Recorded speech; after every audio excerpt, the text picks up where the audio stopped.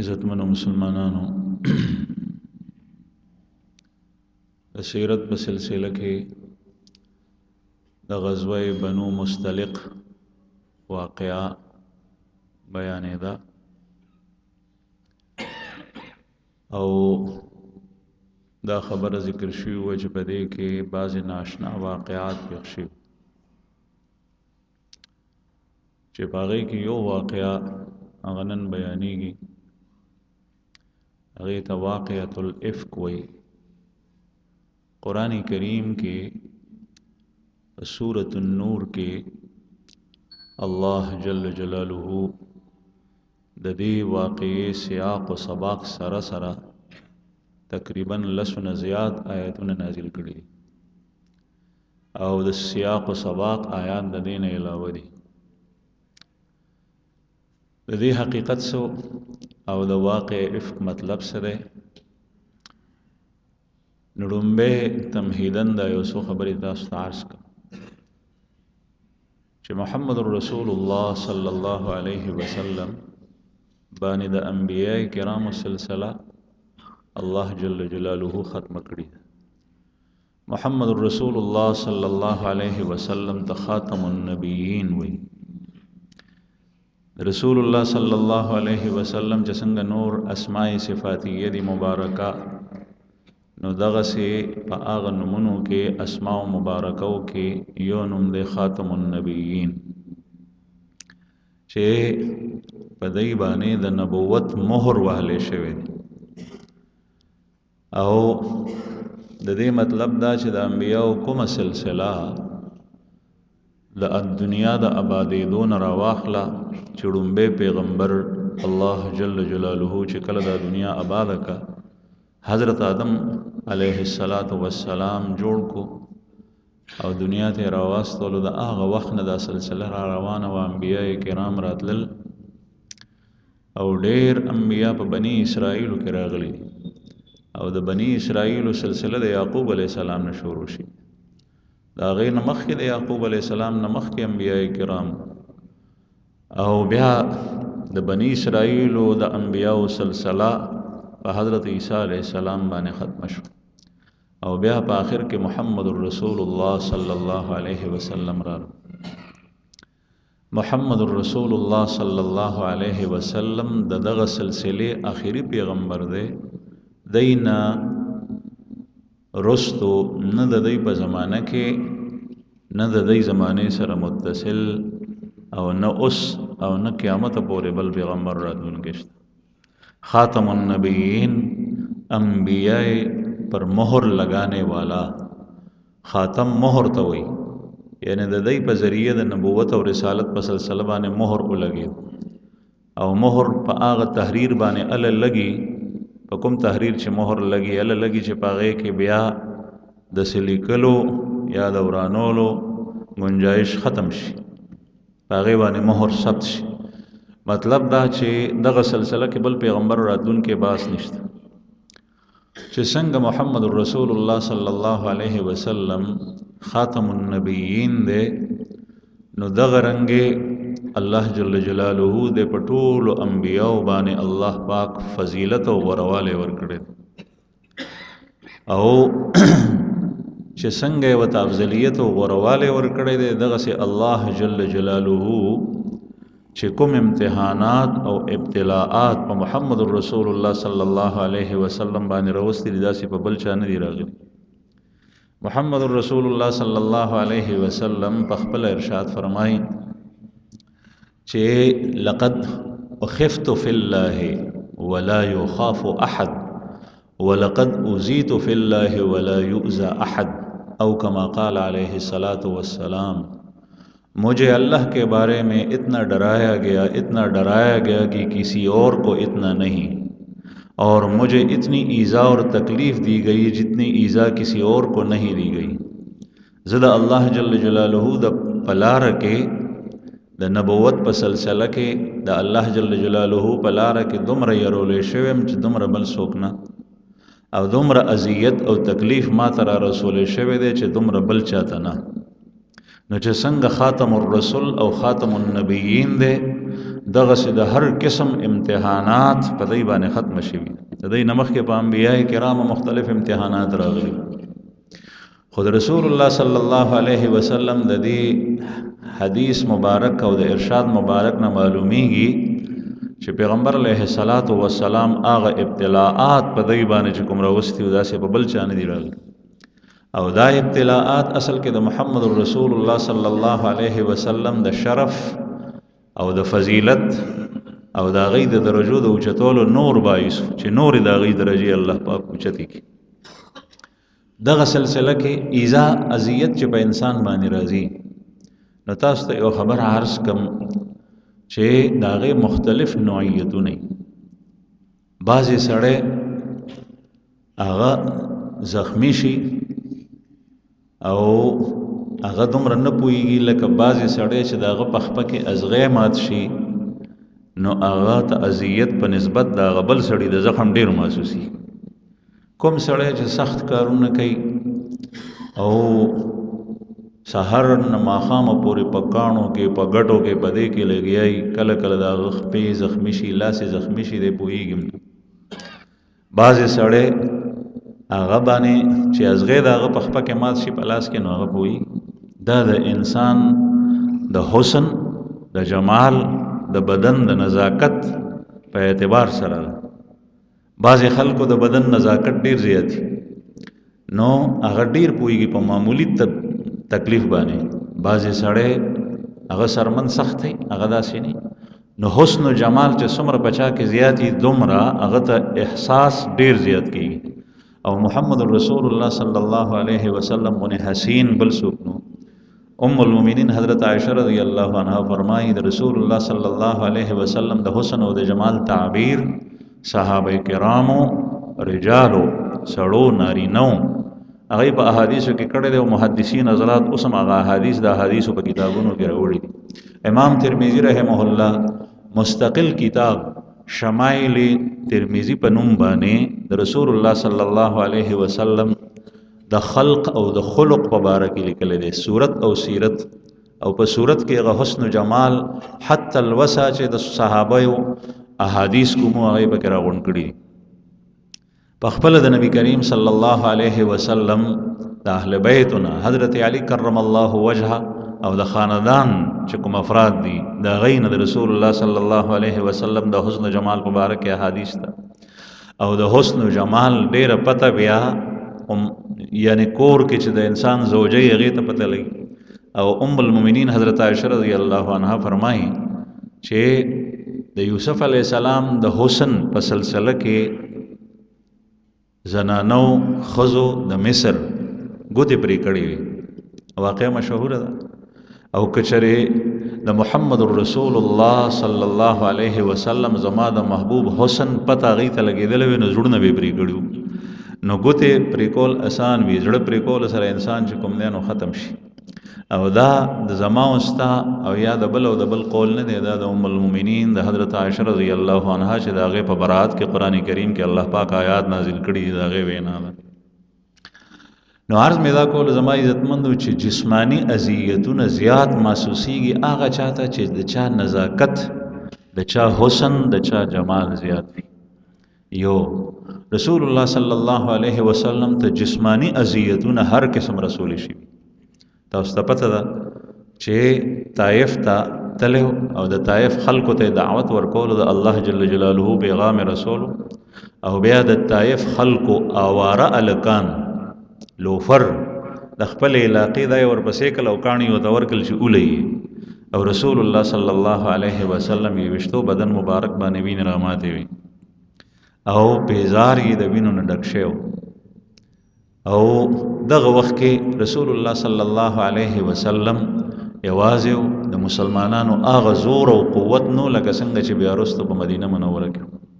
د دین علاوه مختلف طریقو غندونه به چولې شي وي عقبه ابن ابي معيط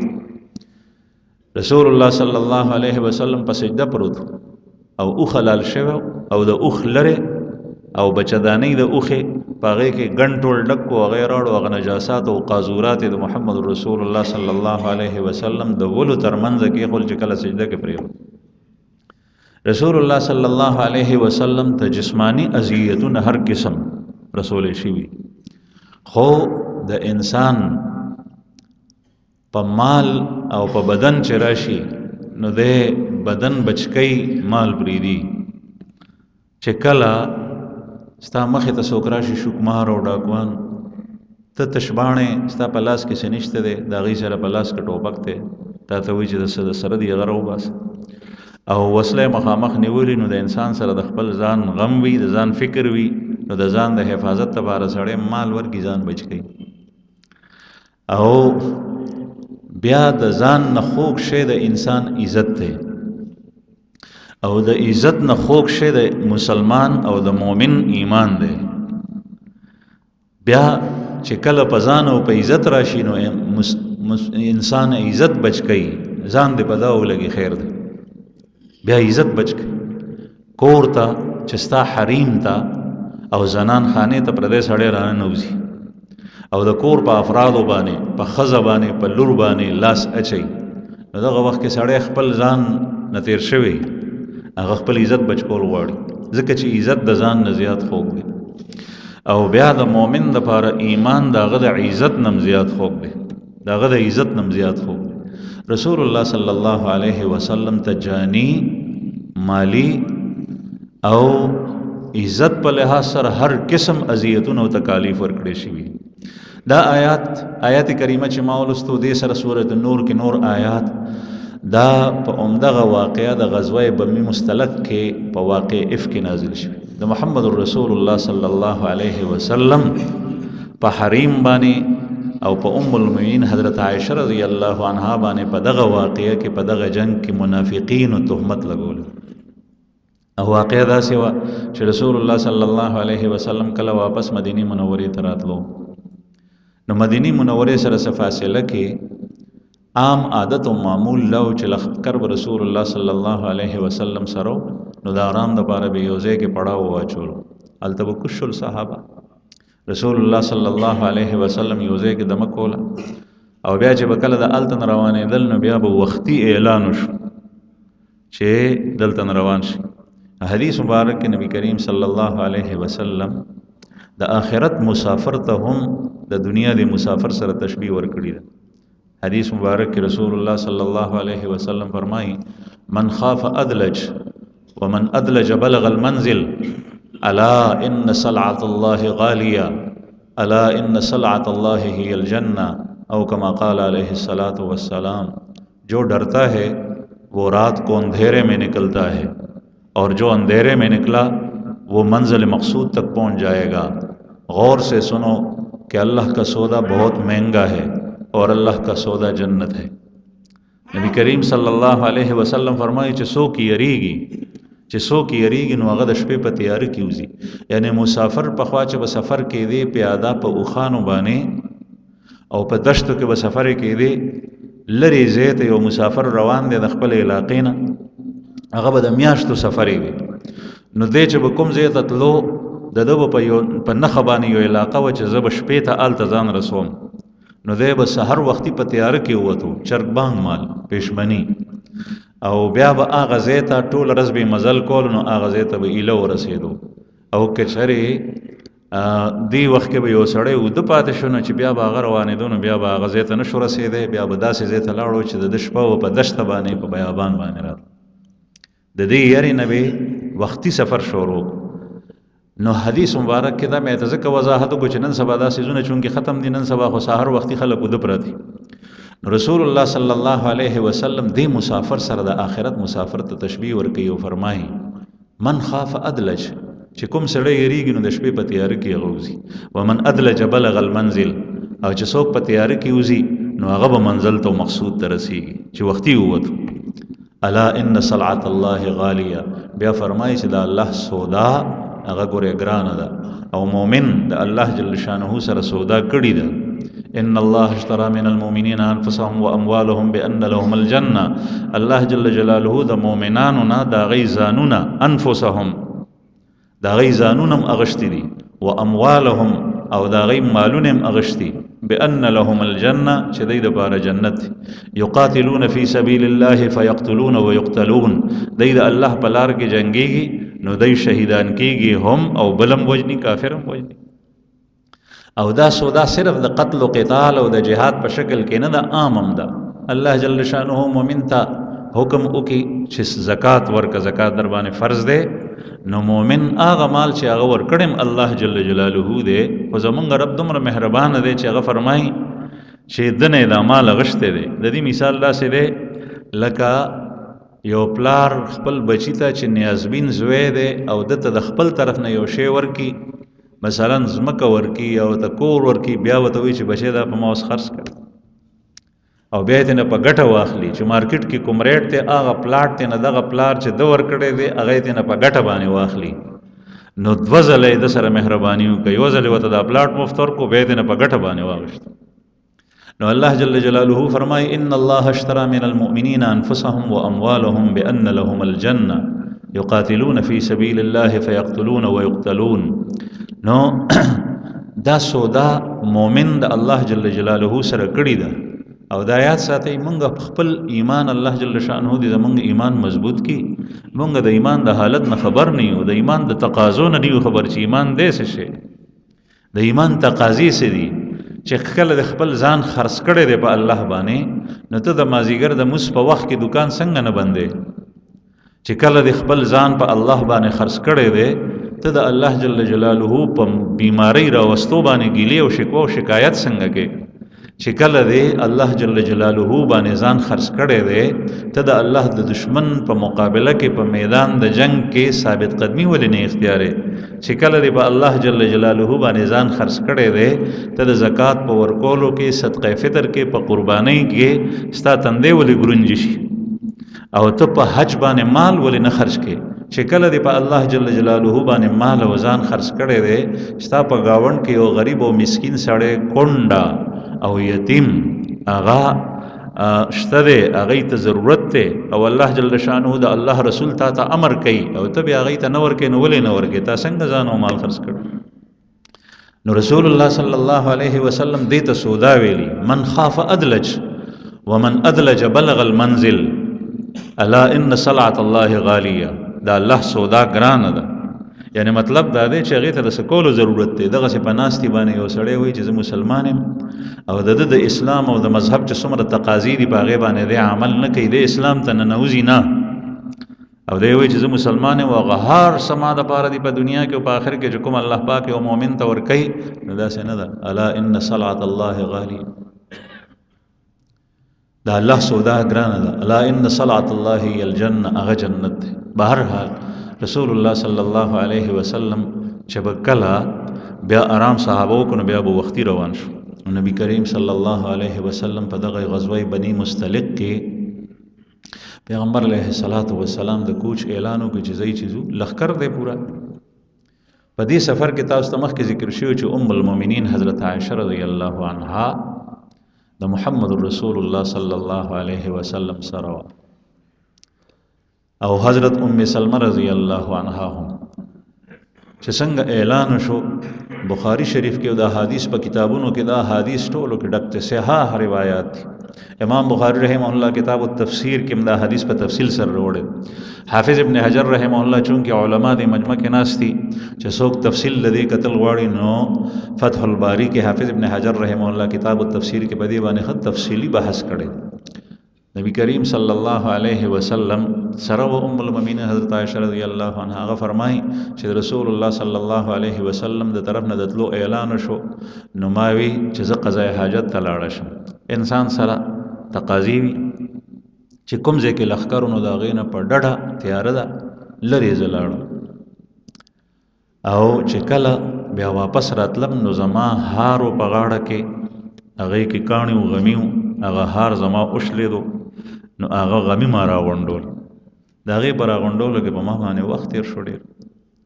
چې زه رالم چې مې وکتل نو صحابه کرام تلي او ځای خالي دی څوک نشته دی د خپل ځای نه ډېره لرې تلي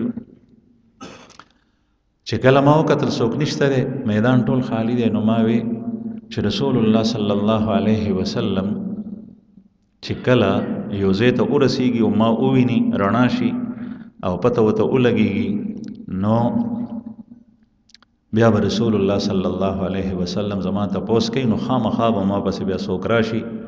نو دا بې فکره دلته کې کېناسته ام المؤمنین حضرت عائشہ رضی الله عنها، او په خپل بیان کوي چې په کوم هودج کې په اوخ باندې چې د زنانو د پاره به کومه کیجاوه کې خوا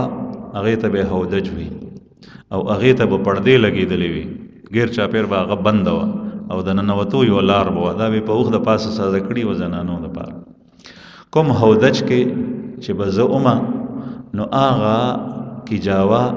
چې کوم کسان صحابه کرام د هغې په خدمت لګېدلي وو، هغې په اوښ باندې ایښي ده، اوښ باندې تړلي ده، اوښ روان کړی ده. او بیا دې دا اشکال په زړه کې راځي چې بیا هغې ته څنګه پته ونه لګېده، نو یې پته ځکه ونه لګېده چې هغه زمانه کې زنانه نری وي، کمزوري وي د بدن نه. او بل ام المؤمنین حضرت عائشہ رضی الله عنها چې دا نو دا وړه و صغیر السن وه، او سته پته ده د سیرت په سلسله کې مخکې تیر شوي چې د ام المؤمنین حضرت عائشہ رضی الله عنها نکاح د رسول الله صلی الله علیه وسلم سره د شپږو کالو په عمر کې شوي، او رخصتی د 9 کالو په عمر کې شوي، او محمد رسول الله صلی الله علیه وسلم چې کله وفات کېدو، نو دغه وخت کې د ام المؤمنین عمر 13 کاله 9 کاله د رسول الله صلی الله علیه وسلم سره تیر کړي. د 13 کاله د رسول الله صلی الله علیه وسلم د وفات په وخت کې عمر څومره احادیث په سونو احادیث چې د ام المؤمنین روایت دي، د احادیث په کتابونو کې هغه په دې کلونو کې د رسول الله صلی الله علیه وسلم ناغشتي. بنی آدم حیران پاتې شي چې د محمد رسول الله صلی الله علیه وسلم په کور کې دننه چې کومه حصه وه د دین برخه، هغه کورني معاملات او د هغې متعلق مسلې مسائل صحابه کرامو ته به پته نه وه، او حضرت عائشہ رضی الله عنها د ټولو مسلمانانو مور به وي، د هغې نه به یې تپوس کولو، مسائل به یې حل کول. حضرت عمر رضی الله عنه غونې زیرک انسان، هغه چې په څه مسله کې مشکل پیښ شو، نو بیا به ام المؤمنین حضرت عائشہ رضی الله عنها ته خبر استولو، دالته نه چې به د مسلې حل رالو، نو بیا به خلکو ته وی چې بعض دا مسله همدغسې ده. بعضې مسایل چې په هغې کې د صحابو په زمانه کې اختلاف و، د حضرت عمر رضی الله عنه په دور خلافت کې په هغې باندې اتفاق راغلی، په هغې باندې اتفاق شوی چې دې نه پس څوک د دې خلاف ونه کړي، او د صحابو اجماع شوي دی په هغې باندې. نو دا په دې دومره لږ عمر کې ام المؤمنین حضرت عائشہ رضی الله عنها د علم د محمد رسول الله صلی الله علیه وسلم ناغشت. نو په خپله فرمایي چې زنانه به بدن به وزن به نو سپک بدن نو، او خوراک به کمو، او بیا زه په خپله باندې صغیرة السنم، عمر مې هم دغه وخت کې کم، نو عمرم کم دی، بدنم نحیف دی، نو کله کیجاوه چې هغه د لرګو نه جوړی او هغه 2-3 کسان اوچته کېږي په اوښ باندې کېدي، نو پته نه لګي چې دې کې څوک شته او کې نشته. د هغې دا خیال و چې په دې کې ام المؤمنین ناسته ده او دا پکې ونه، نو تش اوښ هغې روان کړی. او ام المؤمنین حضرت عائشہ رضی الله عنها هغه د هار په معامله کې لګیا و چې کله ځای ته راغله، نو دغه وخت کې ټوله قافله وتي د څوک نشته، میدان خالی. ام المؤمنین حضرت عائشہ رضی الله عنها فرمایي چې زه ځای کې کېناستم، نو ما ته خوب رالو، نو زه پرېوتم. رسول الله صلی الله علیه وسلم په ځان باندې مې څادر واچول، د پردې احکام نازل شوي. رسول الله صلی الله علیه وسلم معمول دا و چې کله به په سفر کې د یو ځای نه روانېدو کوچ به کولو، نو پیغمبر علیه السلام به یو کس شاته پرېښود او هغه ته به وایي چې وګوره رڼا شي کله، نو بیا وګوره که چا نه څه پاتې را پاتې شوی وي، نو هغه به راواخلې او بیا به راځي، ځکه چې سفر دی، لښکر دی، د چا نه پکې یو شی پاتې شي، د چا نه بل شي. دې دپاره به یو کس شاته پرېښود. یو صحابي دی حضرت صفان ابن معطل السلمي رضی الله عنه، صفان ابن معطل السلمي رضی الله عنه، هغه یې رستو پاتې کړی. هغه چې لغونې رڼایي شوه او ویې کتل، نو یو انسان پروت دی په څادر کې. صفان ابن معطل رضی الله عنه هغه رالو چې دا څوک دی، مړ دی ژوندی دی، هېڅ پته یې نه لګي. دیسو چې ویې کتل، نو ام المؤمنین رضی الله عنها د پردې د احکامو د نزول نه مخکې لیدلي وه. هغه زمانه کې د پردې احکام نو، دغه وخت کې د پردې احکام نازل شوي. نو چې څنګه په نظر پریوته نو وی پیژند نو فورا په زور وی انا لله و انا الیه راجعون چې دا اووی او شایک نو ام المؤمنین حضرت عائشہ رضی الله عنها بیبي په دې انا لله و انا الیه راجعون سره پاسه افرمای چې د دې سړی نه ما د دې ټکی نه علاوه بل یو ټکی نه دی اورېدل ما سره هیڅ قسم ته خبره نه ده کړې صرف ما انا لله و انا الیه راجعون واورېدل او بیا اوخ کینولو او ډډې ته شو او زه په اوخ باندې کېناستم او د اوخ د موهار نه اونیو روان شو تیز تیز اوخ بوتلو د دې نه علاوه زمونږ د نورې خبرې نه دي شوي زه پوه شم چې د اوښې دې دپاره کېنولی دی چې زه په دې باندې سوره شم او ډډې ته شو لکه څنګه چې حضرت موسی علیه السلام د شعیب علیه السلام کور ته تلو او د شعیب علیه السلام لور بیبي ورپسې راله موسی علیه السلام ته مخکې مخکې روانه وي ما ته لار ښیه شاته نه آواز راکړو نو دغسې ام المؤمنین روانه که د غرمې په وخت کې چې کوم ځای رسول الله صلی الله علیه وسلم رسېدلی او بیا د غرمې آرام کولو نو هغه ځای ته دی ورسېدل چې څنګه هلته ورسېدل نو په دې لښکر کې منافقینو تاسو ته مخکې پته د عبدالله ابن ابی ابن سلول رأس المنافقین دا د ټولو منافقینو مشر دا د دنه به د اسلام په باره کې د رسول الله صلی الله علیه وسلم په باره کې اعتراضات او خبرې د ده د ذهن او مجلس نه خورېدې او دا دومره مکار او عیارو چې ده ته به بیا نسبت نه کېدو خبرو به خلکو به خبره اغشتې وه د نه به یې خوره کړې وه او دی به بچ لکه تاسو ته مخکې ذکر شو چې مخکې رسول الله صلی الله علیه وسلم دی راغوستو چې دا داسې خبره کړې ده چې مونږ به دا معزز خلک به لګیا کېږي او دا ذلیل خلک به د مدینې نه وځي په دغه غزوه کې او د هغې په تېره جمعه باندې واقع شي او دی رسول الله صلی الله علیه وسلم راوغوستو نو ده ورته ویل چې ما نه دي وي بهرحال په دې موقع باندې ده دا خبره جوړه او یو طوفان یې برپا کړو ام المؤمنین حضرت عائشہ رضی الله عنها په باره کې مسلمانانو کې خبرې شروع شوې رسول الله صلی الله علیه وسلم ته په دې باندې سخت اذیت او صدمه ورسېده او چې کله مدینې منورې ته لښکر راورسېدو نو بیا دوی په خپلو علاقو کې شل نو د منافق د دې عبدالله ابن ابی ابن سلول په مجلس کې به دا خبرې کېدي د دلته نه به افشا کېدي خورېدي رسول الله صلی الله علیه وسلم ته په هغې باندې اذیت او تکلیف رسېدو ځکه چې په عزت باندې حمله صفوان ابن معطل رضی الله عنه هغه په خپله فرمایي چې ما د جاهلیت په زمانه کې او د اسلام په زمانه کې یو زنانه کپړې ته او صادر ته لاس نه دی اچولی او دا خلک زما په باره کې داسې وایي او ام المؤمنین حضرت عائشہ رضی الله عنها فرمایي چې ما ته اړو د سره پته نه وه چې څه کیسه ده زه د دې افدا د دې طوفان نه او د منافقینو د دې خبرو نه خبر نوم رسول الله صلی الله علیه وسلم کرم دا وایي چې زه د سفر نه رالم نو بیمار شم زما تبه شو پورا میاش زما په علم کې نه وه میاش دغسې تېره شوه رسول الله صلی الله علیه وسلم دا هر څه په دې خپل زړه باندې اغشتي او دا وایي چې یو ځل زنانه به هغه زمانه کې بیت الخلاګانې به په کور کې نه وي جوړې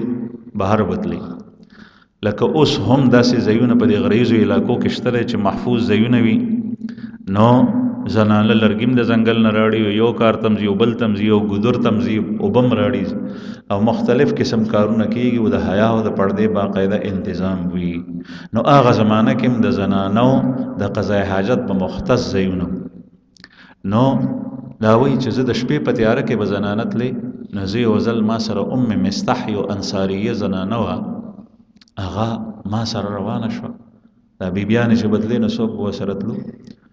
نو زه د تبې نه لږه لږه خوشي وم چې دا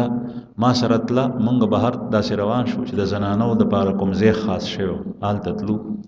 نو دې ټکره وخوړه دې زنانه په لاره کې پرېوته درزې وخوړه نو دې زر خپل زوی ته چې د دې د زوی نوم مستح رضی الله عنه نومو هغه ته یې خیره وکړه چې مستح دې هلاک شي ما تپوس وکړو چې یا امه ای مورې ته د خپل زوی ته د خیره ولې وکړه دا خو ستا زوی خو مسلمان دی او مؤمن دی او صحابي دی او په بدر کې شریک شوی دی بدري صحابي دی بیا ده ته خیره څنګه کې نو وای دا ما ته وای دی خوله اوس پړده ما ته وای چې ته خبر نه ما ورته وای د څه خبرې نه ما ته وایي چې ستا باره کې چې کوم دی نو خلک داسې داسې خبرې کوي او زما د زویم په دې خبره کې مبتلا شوی دی د ده د خولې نه هم دا الفاظ ودي نو ما دا خیره هغه ته ځکه وکړه نو ام المؤمنین فرمایي چې څنګه دی دا خبره وکړه د منافقینو خبر ما ته راورسېدو نو دغه وخت کې وایي زاړو خبر نوم حدیث بخاري کې راځي چې زه د کوم مقصد دپاره د کور نه وتې مغار سلاړل ختم شو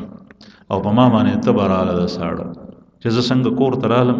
نو ساړه را باندې رالو او تبه مې شیبره تبه شو رسول الله صلی الله علیه وسلم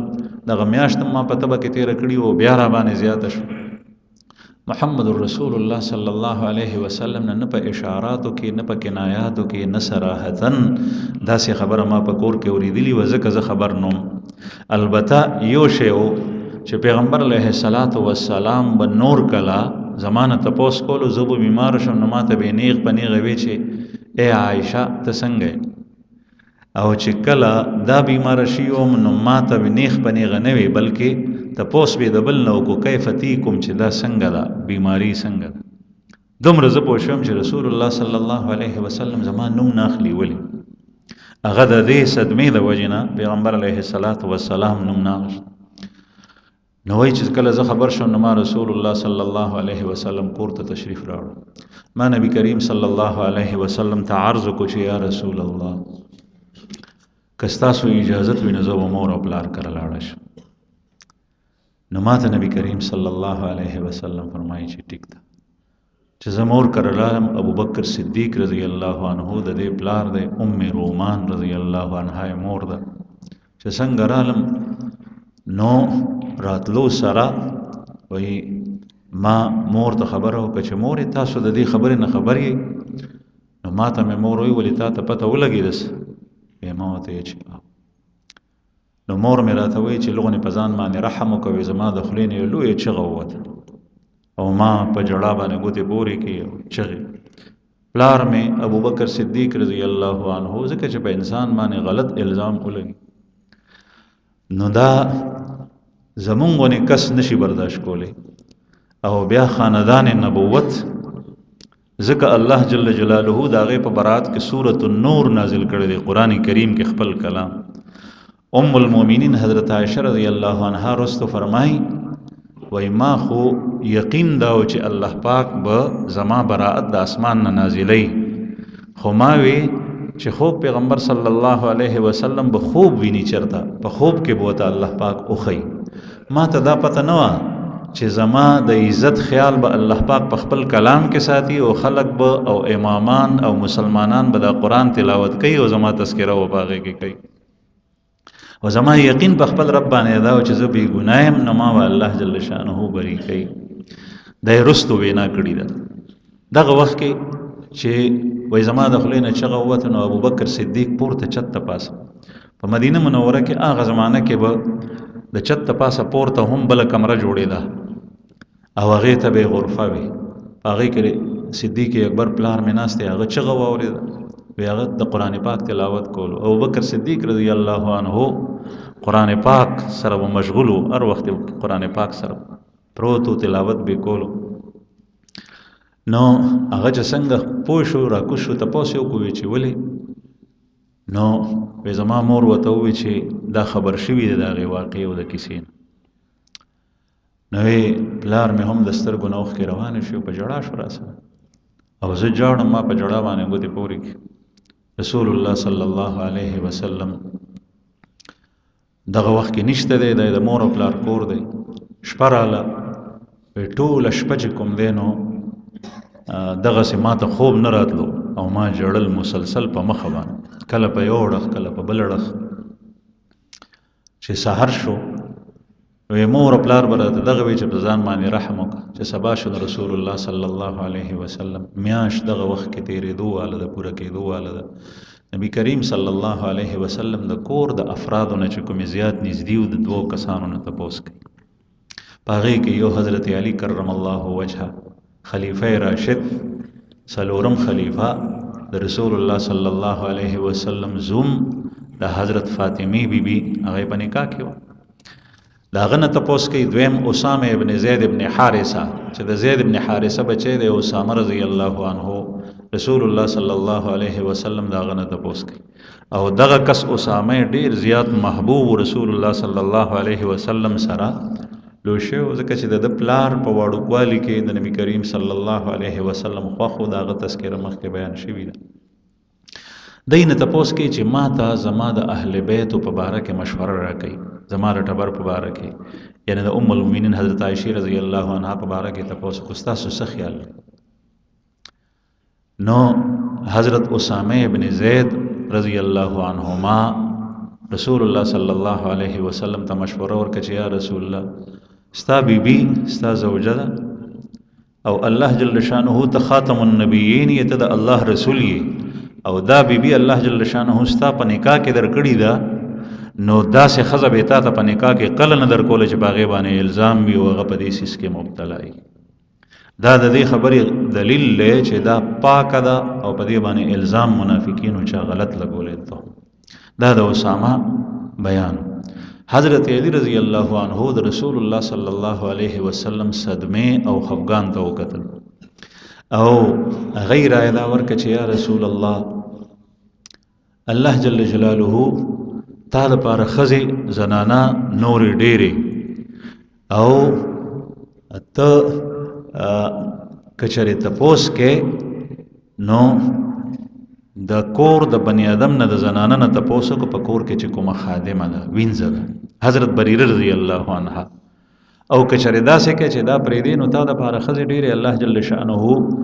ببل درکې. نو مطلب د حضرت علی کرم الله وجهه دا رسول الله صلی الله علیه وسلم په اذیت او تکلیف نه برداشت کولو، هغه کې وسره تعاون او دا یو ته فرمایل چې کور کې چې کومه خادمه نه دا غې نه تپوسو کا ځکه چې زنانه د زنانه او د حال نه خبري. حضرت بریره رضی الله عنها وینځوا دا براتله کور ته ام المؤمنین حضرت عائشہ رضی الله عنها کرا دا مخ کې د بل چا په ملکیت کې ون بیا هم راتله خدمت به کولو چې کله ام المؤمنین واغشت رسول الله صلی الله علیه وسلم بیا خود رسول الله صلی الله علیه وسلم په کور کې و. د دې مختلف واقعات دي او ګڼ احادیث د احادیث په کتابونو کې دینه روایت دي. نو رسول الله صلی الله علیه وسلم دینه د پوسو دی وته وی چې یا رسول الله هیڅ قسم خبره ز په دې کې نه وینم، هیڅ قسم خبر او دا خدا سي لوی شوی د چې د دنیا د یو کور د بل کور حالت دې ته نه معلوم ده چا دومره په غفلت کې او په سادهګۍ کې د دې ژوند تیر شوی دی. قران کریم کې د لفظ د غافلات بیا الله جل شانه دلته استعمال کړی دی. سورۃ النور کې یو هغه زنانه چې هغه چالاکي او هغه ته د حالاتو پته د کورونو د خلکو وته پته د کلی ماحول وته پته، یو هغه زنانی چې د کور په چار دیواری کې وخت یې رہی او هغه د دنیا د حالاتو نه هیڅ قسم خبر نی. نو حضرت بریره رضی الله عنها وته دا وی چې دا خو د دنیا د بهر د حالاتو نه خبر نه ده او دې کې زه هیڅ قسم خبره نه وینم. رسول الله صلی الله علیه وسلم چې کله د حضرت بریره رضی الله عنها دا خبره واورېده او آلته د دوه صحابه د حضرت اسامه رضی الله عنه د حضرت علی رضی الله عنه پیغمبر علیه الصلاۃ والسلام جمعه ترالو مسجد نبوی ته د نبی کریم صلی الله علیه وسلم کور متصل له جمعه سره دروازې نه چې بروته د کور نه جمعه ته برادن نشو د جمعه نه چې بدن نشو نو کور ته بدن نشو. نو مبارک په منبر باندې کې ناست صحابه کرام پریشان دي د رسول الله صلی الله علیه وسلم د خفقان او د غم د وجن. نبی کریم صلی الله علیه وسلم صحابه جمع دي او فرمایل چې سوچته دي چې ما د دې سړی نه خلاص کی عبد الله ابن ابی ابن سلول یاد کو، یعنی مطلب دا دی چې د په ما باندې زما په اهل بیت باندې الزام لګولې دی او زه سوینم نه باغی او ما ته پوښتنه وکړه او دې سړی چې کوم دینو دا الزام لګولې دا څه سوچته دی چې ما د دن خلاص کی. په حاضرینو کې حضرت سعد ابن معاذ رضی الله عنه د اوس قبیله سردار دی، د انصار دوه غټي قبیله وي، یو اوس او یو خزرج. اوس دا د دې مشر او سردار سعد ابن معاذ او خزرج د دې مشر سردار سعد ابن عباده دواړو ته سعدین ویل کی. دا دواړه د رسول الله صلی الله علیه وسلم صحابه دي. د جاهلیت په زمانه کې د دې جګړې تیر شوی ځکه چې تربورولي و د یو بل دشمنانو او ډیر قتلونه پکې شو. او چې کله اسلام رالو محمد رسول الله صلی الله علیه وسلم هجرت کو نو دا رونه شو. نو حضرت سعد ابن معاذ رضی الله عنه چې څنګه نبی کریم صلی الله علیه وسلم دا فرمایي هر ځای کې خپل ځان خپل خاندان خپل قوم وړاندې کړو. رسول الله صلی الله علیه وسلم نه هر لحاظ سره هر قسم قربانی ته تیارو. د بدر په موقع باندې د تقریر تاسو ته دغه سلسله کې تیر شوی دی. د پاسې دو او وی چې یا رسول الله مونږ ته سړی وخی سړی څوک دی. نبی کریم صلی الله علیه وسلم دغه وخت کې نوم نو اغشته دا یو فرمایل چې دغه یو کس ته او زما باندې الزام لګول زما په کور باندې او ماته اذیت او تکلیف را رسول دی سخت د دنه ما سو خلاص کی. نو حضرت سعد ابن معاذ وی چې یا رسول الله تاسو وای دا سړی څوک دی که چېرې دا زمونږ د قوم او د قبیلې وي د اوس سره تعلق وي زه به په خپل تور باندې د سر قلم کوم هر څوک چې دی. او که چېرې د خزرج سره تعلق لري نو بیا تاسو که مونږ ته امر کوئ نو مونږ به قتلو او که تاسو هغې ته وایي نو هغې به قتل کړي. نو چې دا وینا یې وکړه نو حضرت سعد ابن عباده رضی الله عنه هغه هم ناست انسان صحابه کرام هم انسانانو بشرو. حضرت سعد ابن عباده رضی الله عنه دغه ټیم کې په زړه کې دا واغشته چې د خو دا اشاره زمونږ قوم طرف ته وکړه او سړي خو لا پته نه لګي. نو هغه پورته شو ورته وی چې نه ته نشي وجلی هغه سړی ته به ولې وجنې مطلب دا دی چې دا خو زمونږ د خاندان سړی به ته څنګه وجنې. نو سید ابن خزیر رضی الله عنه د حضرت سعد ابن معاذ رضی الله عنه په تایید کې او په ملاتړ کې هغه پاسېدو هغه رشتہ دار. حضرت سعد ابن عباده ته وی چې ته خطا شوې دروغ دی وی دغه سړی به مونږ وجنو چې رسول الله صلی الله علیه وسلم مونږ ته اشاره وکړي نو مونږ به نه پرېږدو. نبی کریم صلی الله علیه وسلم چې وکتل دواړو طرف ته دواړو قومونه پورته شو. پیغمبر علیه الصلاۃ والسلام د منبر نه راکوز شو او وی فرمایل چې بس چپ شئ. صحابه چپ شو ځکه چې دلته کې هغه خاندانی هوا بیا وچلېده او شیطان دغسې کوي. رسول الله صلی الله علیه وسلم کور ته واپس رالو. دا دویمه شپه راله. ام المؤمنین حضرت عایشه رضی الله عنها فرمایي چې شپه تېره شوه او ما هغه شان ما سترګې نه دي پټې شي او مسلسل مې جوړل د شپې او د ورځې دا دویمه شپه وه مور کړې. چې سحر شو نو دغه وخت کې یو انصاریه زنانه هغه زمونږ د کور په کوڅه کې ولاړه وه اجازت یې وغوښتو چې زه راشم نو مونږ ورته اجازت ورکړو هغه راله. دغه وخت کې مې مور پلار ناست دي او دغه زنانه ده او رسول الله صلی الله علیه وسلم په دې کې زمونږ کور ته راغلو. محمد رسول الله صلی الله علیه وسلم نږدې ما سره کېناست. ام المؤمنین فرمایي او ما نه یې تپوس کولو د دې نه مخکې داسې خبره نه وکړه وی ای عایشه ستا باره کې ما ته داسې خبره را رسېدلې ده که چېرې تا داسې نه کړي نو الله جل جلاله نه بستا په باره کې الله جل جلاله برات نازل کی او ته ما ته ووایه او که چېرې کړي دي وي دا کار د نه شوی نو ته الله پاک ته توبه وباسه الله جل شانه به ستا ګونه معاف کړي. ام المؤمنین فرمایي چې دا یې ووی نو زه سخت غوسه شوم او زما د سترګو نه اوښکې اوچې شوې. ما ته پته وه چې زه خو بری یم الله جل شانه ته زما حالت معلوم. نو کټ کې کېناستم نو ما پلار ته ووی چې ای پلار رسول الله صلی الله علیه وسلم ته جواب ورکړه. وی پلار مې راته وایي چې زه څه جواب ورکړم. صدیق اکبر ابوبکر صدیق یو سړی د خپل لور دپاره هر قسم دروغ ویلی شي د خپل عزت دپاره ویلی شي لیکن دې ټیم کې ابوبکر صدیق رضی الله عنه د خپل لور دفاع د هغه پاکې لور دته صدیق ځکه وایي دومره الفاظو سره نشي کولی چې تا کې دا شی نشته ځکه چې حسیني الله جل شأنه ما اونیسي په ورځ د قیامت چې تا زما دپاره د ایمان نه پس دروغ وایي. ابوبکر صدیق رضی الله عنه ما ته وایي چې زه څه جواب ورکړم. خاموش پاتې شو. بیا مې مور ته وایي چې مورې ته جواب ورکړه ځکه چې زه خو بریم زما ژوند ستاسو مخې ته تېر شوی. مور مې هم چوپه شوه. مور مې ما ته وایي چې زه څه جواب ورکړم. بیا زه ګویا شوم. ما ووایي چې زما مثال او ستاسو مثال داسې دی لکه یعقوب علیه السلام او د هغه زامن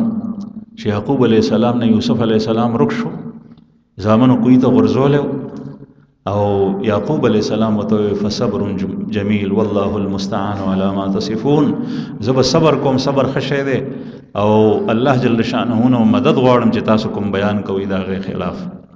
دغه وخت کې د ام المؤمنین نه د یعقوب علیه السلام نوم هم هیر شوی و، ځکه چې دومره صدمه و غم و چې د هغې د وجې نه ترې نوم هیر و. وی ما ته د هغه نوم نه راتله نو ما ووی ابو یوسف د یوسف پلار. وی ما وی که چېرې زه تاسو ته اقرار زه دا ویم چې ما دا کار نه دی کړی او الله ته پته ده چې ما نه دی کړی نو تاسو زما خبره نه منئ، او که زه تاسو ته ویم چې ما کړی دی او الله ته پته ده چې ما نه دی کړی نو تاسو په زړه کې دا وبس کولی شوي دي او تاسو ته دا خبر را رسېدلی دی او زه دا خپله معامله د یعقوب علیه السلام په شان سپارم. زه به صبر کوم، الله جل جلاله فیصلې ته به زه انتظار کوم. وی ما دا خبره وکړه او کټ کې پرېوتم او بیا دیوال طرف ته مې مخ کړو. په دې کې رسول الله صلی الله علیه وسلم باندې د وحی کیفیت شروع شو. محمد رسول الله صلی الله علیه وسلم باندې چې وحی راتله رسول الله صلی الله علیه وسلم په یخ جمی کې په تندي باندې خولې راغلې، بیا به چا سره خبرې نشوي کولی. بیا به هغه حالت صحابو ته معلومو. رسول الله صلی الله علیه وسلم ناست صدیق اکبر کړ د وحی حالت شروع شو. ابو بکر صدیق رضی الله عنه کله نبی کریم صلی الله علیه وسلم ته ګوري او کله حضرت عائشه رضی الله عنها فرمایي چې ما ته ګوري او دای د یری نه قتل چې پیغمبر علیه الصلاۃ والسلام باندې کچره داسې آیات نازل شول چې غزمون د عزت په باره کې او داسې کار شوی نو دا خو به عمر ته رسوایی وی. ډیر سخت یریدو غبراو او زه په زړه کې ښه مطمئنم وی زما بالکل پروا نه او زما دا خیال نو چې زما باره کې به د قرآن پاک وحی نازلیږي او هغه آیات به خلق په موس کې وایي او تلاوت کوي به او د الله په کلام کې به تر اخره پورې هغه آیات پراتی. سورة النور چې زما مخې ته قرآن کریم پروت دی په دې کې هغه آیات تر لرې پورې درج دي. رسول الله صلی الله علیه وسلم د وحی کیفیت هغه لرې شو. چې څنګه کیفیت لرې شو نو وړومبی ما ته وایي چې ابشري یا عایشه، اے عائشہ بشارت حاصل کا خوشحال شه، الله جل شانه ستا براءت کې آیات نازل کړ او الله پاک ته بری کې او الله جل شانه ستا د عزت خیال وساته. وی چې څنګه دا اوې نو صدیق اکبر دما پلار او مور ډېر زیات خوشحال شول. نو پلار مې راته وایي چې پاسه رسول الله صلی الله علیه وسلم شکریا ادا کا. نو ما ورته وایي چې زه د الله نه علاوه د بل چا شکریا نه ادا کوم. د ښځې خاوند په منځ کې چې کوم تعلقات په هغه بنیاد باندې یو دویم دغه وخت کې حضرات اهل علم لیکي چې په ام المؤمنین باندې غلبه حال او د سکر حالت الله جل شانه ته ځان داسې سپارلو چې دغه نه علاوه بل څه نه لیدل، ځکه چې په کور کې په خاندان نبوت کې په داسې مور او پلار کې څوک ورسره ملګرتیا نه کوي او وجه دا وجه شته دی نه نشته او صرف یو الله جل جلاله هغه په تایید کې د قرآن پاک آیات نازلې وی ما وی چې زه خو د خپل الله شکر ادا کوم او بس. رسول الله صلی الله علیه وسلم باندې دا آیات نازل شول. قرآن کریم کې الله جل جلاله په خپل کلام مبارک کې ذکر کړی. علما د دې آیاتو په ضمن کې وایي چې د ام المؤمنین مثال لا سیده لکه حضرت مریم بیبی د عیسی علیه السلام مور. عیسی علیہ السلام مور بی واده نو شوی د حضرت مریم او بچه الله جل جلاله ورکړو عیسی علیہ السلام بغیر پلارا او الله پاک په هر څه باندې قادر دی. آدم علیہ السلام پیدا کو بغیر پلار او بغیر مورا او حوا بی پیدا کا بغیر مورا او حضرت عیسی علیہ السلام پیدا کو بغیر پلارا،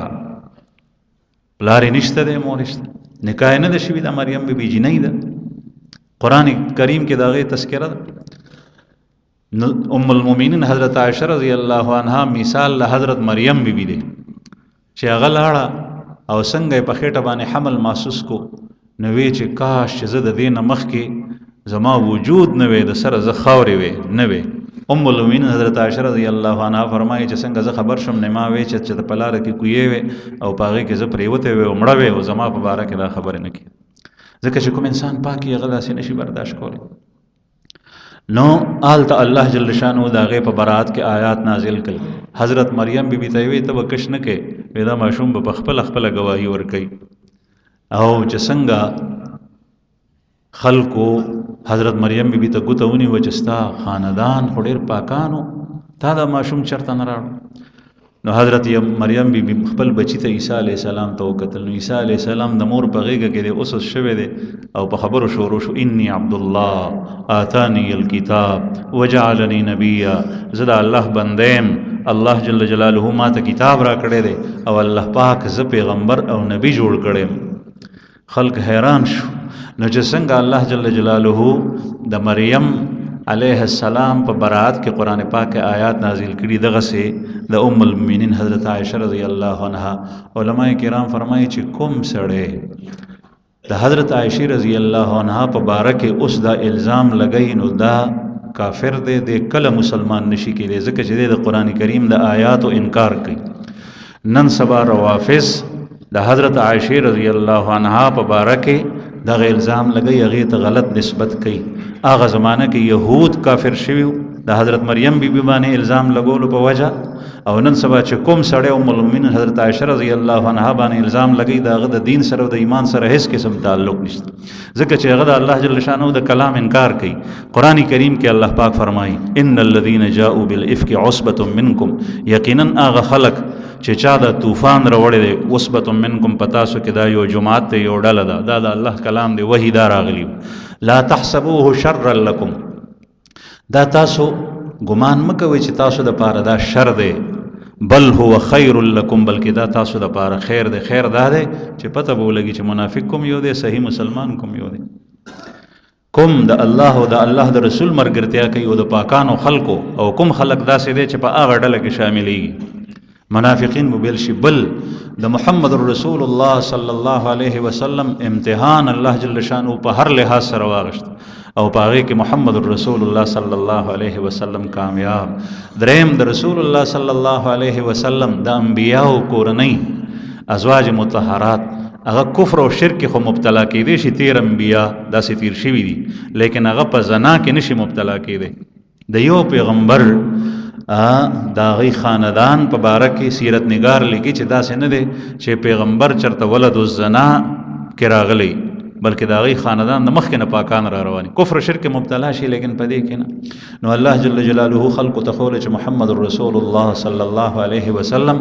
او دا غي بیبیان امهات المؤمنین دا پاکان او داسې مقدس خلق ته چې الله پاک دا غي برات نازل کړي دي. لكل امرئ منهم مكتسب من الاسم پدای کې د هر یو کس د پاره د ګناه خپل برخه ده. یعنی چې چا د الزام لګولې دی په دې کې مبتلا دي هر یو کس د پاره د ګناه خپل برخه ده. چا د پاره غټه برخه ده چا د پاره وړه. والذي تولى كبره منهم او هغه کس چې د دې مشری هغه په لاس کې غشتي د له عذاب عظیم هغه د پاره لوی عذاب دی. دین مراد عبد الله ابن ابي ابن سلول منافق او رسول المنافقین. په دې کې درې مسلمانان دوه نارینه او یو چې کوم دینو زنانا حمنا بنت جحش او مستح او حسان ابن ثابت دا مبتلا شیو. رسول الله صلی الله علیه وسلم په غیبانه حد قذف جاری کړي او د حد قذف حکم قران پاک اوس مشته. مونږ خو اسلام د پاره د ملک جوړ شوی لیکن د دین اسلام د احکام نه نه خبر. که یو سړی دلته کې نن سبا یو لکته کنزل کیږي هغه ته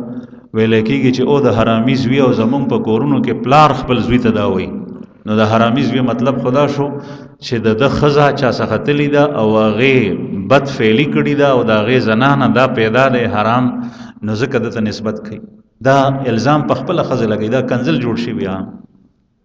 حالانکه زمونږ په کتابونو کې دا مسلې درج دي که په چا باندې دی په پاک دامن کس باندې دی الزام ولګولو 4 ګواهان دی را نه وستل ثابته دی نه که 4 ګواهان چې هغې داسې ګواهي ورکي لکه څنګه چې ستنه کې تار تلی داسې دا واقع مونږ لیدلي چې چې داسې گواهی ورکول شي نو بیا په هغه باندې حد زنا جاری کیږي، په هغه ښځه او په هغه سړي. او چې کله داسې گواهی نی اسې افواهی نو چې چا دا خبره کړې ده نو په هغې باندې به حد قذف جاری کیږي، او هغه اتیا دوری دي، اتیا کوړې به د خلکو په مخ کې والي کیږي. او رسول الله صلی الله علیه وسلم په دې دریو کسانو باندې حد قذف جاری کو په هغه زمانه کې، ځکه چې دوی تهمت لګول او گواهانو نه. قرآن کریم کې الله جل جلاله فرمایي لولا اذ سمعتموه ظن المؤمنون والمؤمنات بانفسهم خيرا. ولی تاسو داسې ونکل چې کله تاسو دا واقع واورېده نو مؤمنانو سړو او ښځو دا ګمان کړی وي د خپل ځان په باره کې د خیر، یعنی په خپل ځان قیاس کړی وي چې زما باره کې دا تهمت چا لګولی وي زه به څنګه. الله جل جلاله فرمایي دا یې قاعده وښوله، ته چې په بل تهمت لګې نو ته ووایه چې دا نسبت څوک تا ته وکړي ته یې برداشت کولی شي، او هغه د دروغ وي، غلط وي. وقالوا هذا افك مبين، او دا ویلې وی چې دا خو سرګن طوفان دی، بهتان دی.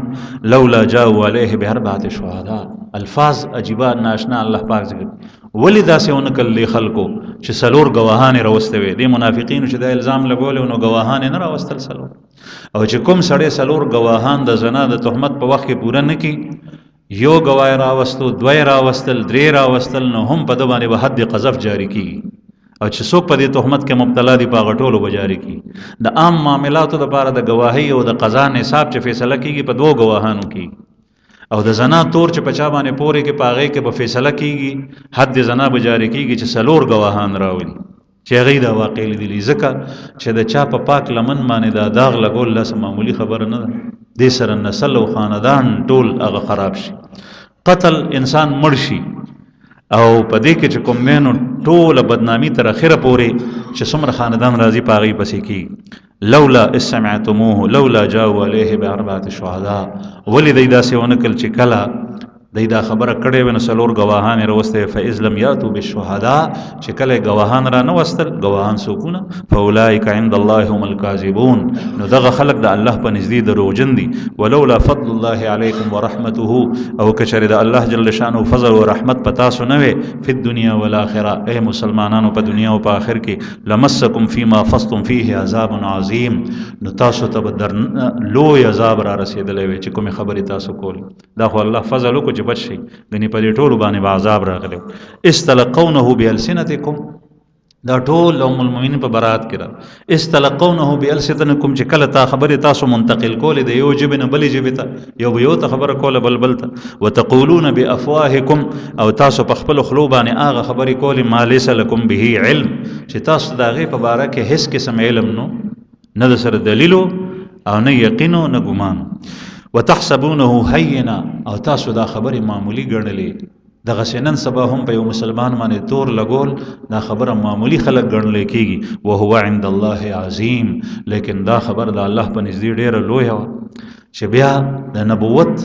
په کور باندې،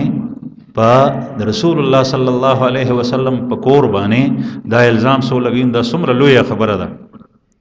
ولولا اذ سمعتموه، او تاسو داسې ولې ونکل چې تاسو اورېدلی وی، قلتم ما یکون لنا ان نتکلم بهذا،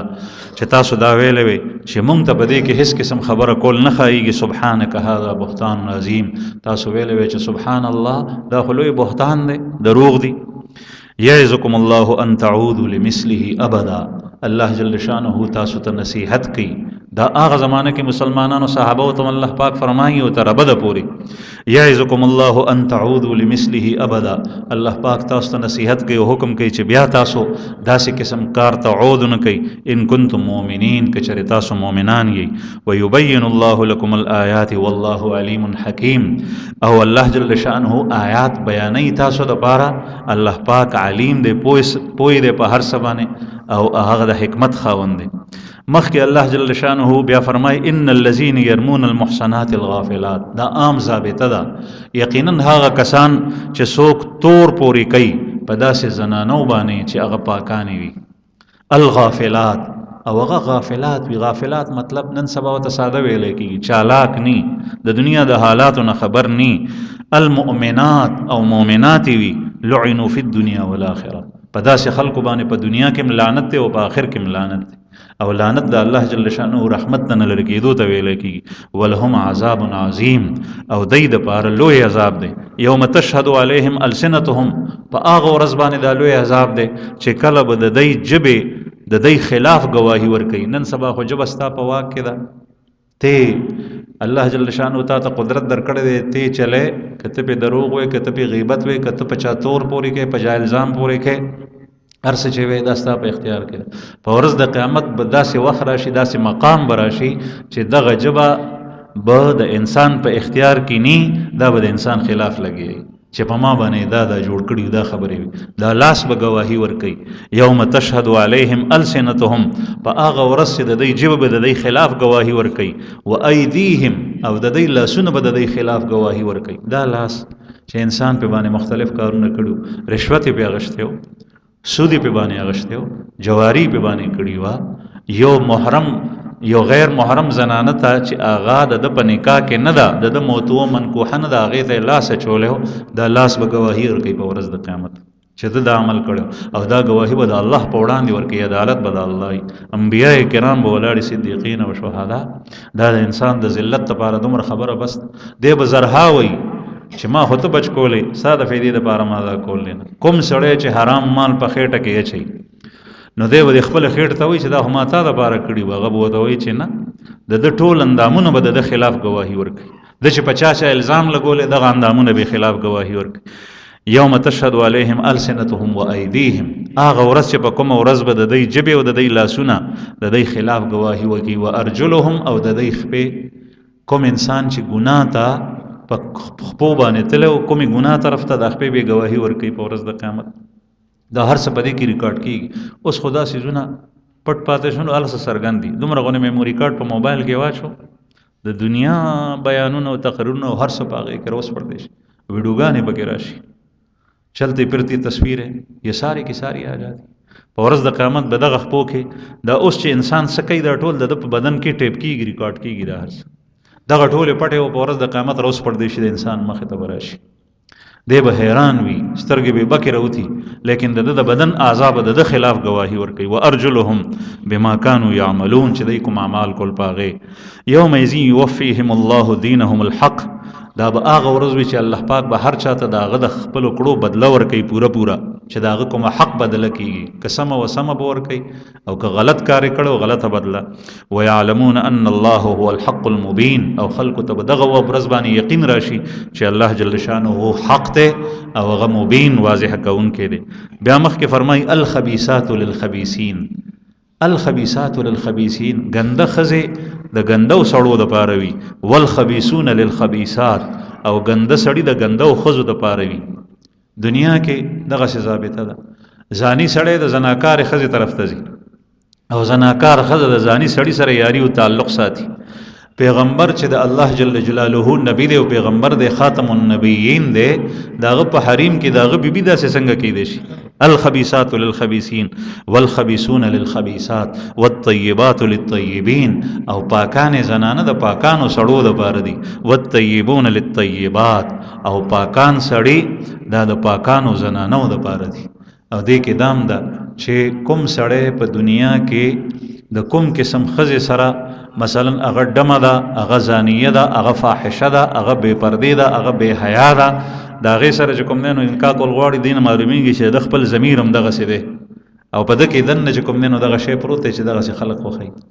الجنس یمیل الی الجنس، کند هم جنس با هم جنس پرواز، کبوتر با کبوتر باز با باز. نو الله جل جلاله به د پیغمبر حریم کې داسې زنانه څنګه راولي؟ اولئک مبرؤون مما یقولون، دغه پاکان مؤمنان او مسلمانان نارینه او زنانه دا بری دي مما یقولون، د هغه خبرونه چې دا منافقین وي. لهم مغفرة و رزق کریم، دوی دپاره بخشش دی او رزق کریم د جنت په شکل کې الله پاک ښیي. واخر دعوانا ان الحمد لله. نن د سوالونو سلسله په معطل کو ځکه چې وخت تېر شو.